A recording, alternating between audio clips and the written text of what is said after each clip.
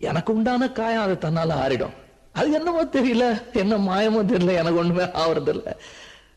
இது எழுதிக்க, நடுவில் நடுவில் மானே தேனே பொன்மானே இதெல்லாம் போட்டுக்கணும். பாரு, எனக்கு என்ன காயம்னாலும் உன் உடம்பு தாங்கிடும், உன் உடம்பு தாங்குமா? தாங்காது. அபிராமி அபிராமி அபிராமி. அதை எழுதணுமா? இது காதல். என் காதல் என்னன்னு சொல்லாம எங்க எங்க அழுகையா வருது. ஆனா நான் அழுது என் சோகம் ஒன்ன தாக்கிடுமோ அப்படின்னு நினைக்கும் போது வர்ற அழுக கூட நின்றுடுது.